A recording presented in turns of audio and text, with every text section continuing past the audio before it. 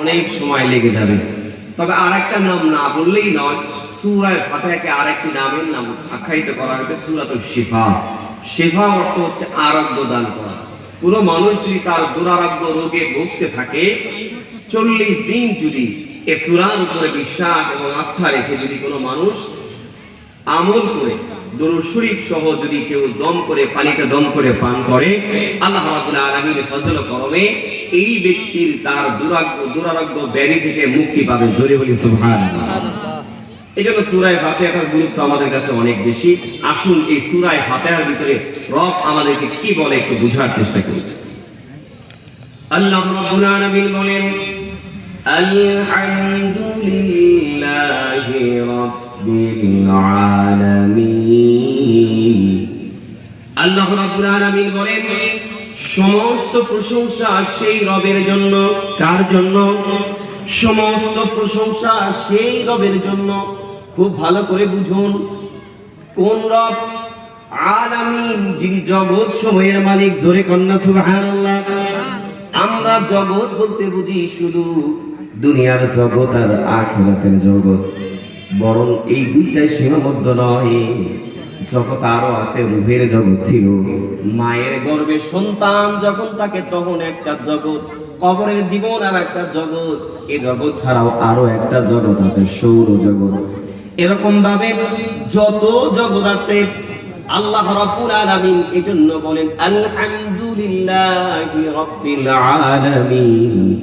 সমস্ত প্রশংসা সেই রবের জন্য যিনি জগৎ সমূহের মালিক। জোরে বলি সুবহানাল্লাহ। যিনি জগৎ সমূহের পালনওয়ালা। কোন রবের শুকরিয়া, কোন রবের প্রশংসা আমরা করব?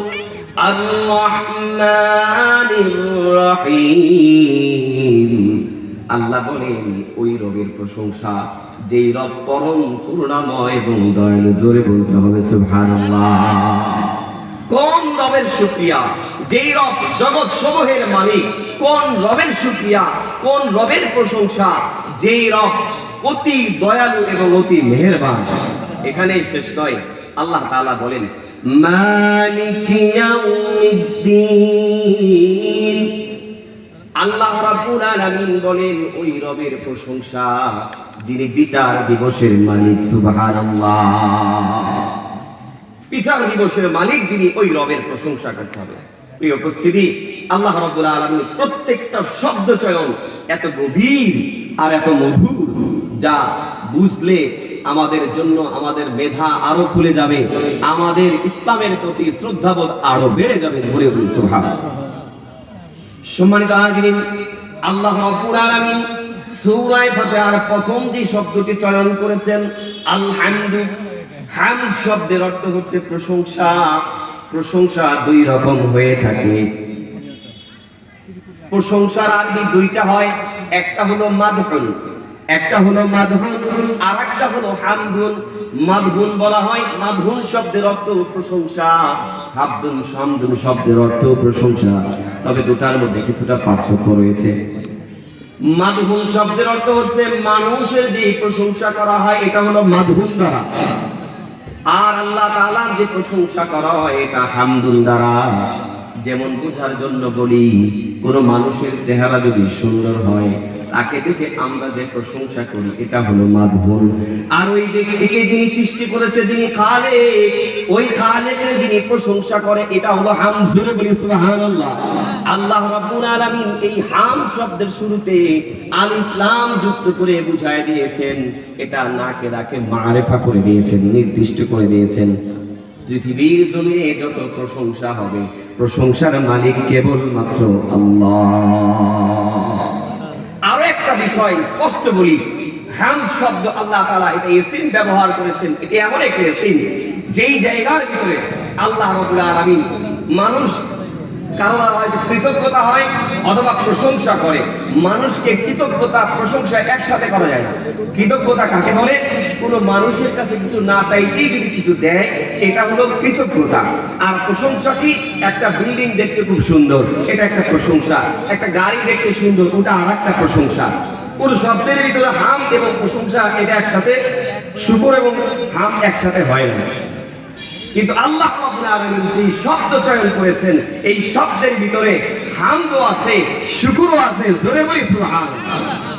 আল্লাহ রাব্বুল আলামিন এমন একটা শব্দ চয়ন করেছেন যেই শব্দের ভিতরে প্রশংসাও আছে, কৃতজ্ঞতাও আছে। এই জন্য আল্লাহ রাব্বুল আলামিন বলেন, আলহামদুলিল্লাহি রাব্বিল আলামিন। সমস্ত প্রশংসা সেই রবের জন্য। কোন রবের জন্য? যিনি জগৎ সমূহের মালিক। বন্ধু মুসলমান, রব কাকে বলে? রব শব্দের অর্থ হচ্ছে রিজিক দাতা, রব শব্দের অর্থ হচ্ছে বিধান দাতা, রব শব্দের অর্থ হচ্ছে পালনেওয়ালা। সম্মানিত হাজিরিন, খুব ভালো করে মনে রাখতে হবে, আল্লাহ রাব্বুল আলামিন তার রাসূলের মাধ্যমে জানায় দিয়েছেন আল্লাহ তাআলা নিজের প্রশংসা নিজে করতে নিষেধ করেছেন। তথাপি আল্লাহ তাআলা তার পবিত্র কোরআনের প্রথম সূরা প্রথম আয়াতটা কেন তিনি প্রশংসা দিয়ে শুরু করলেন?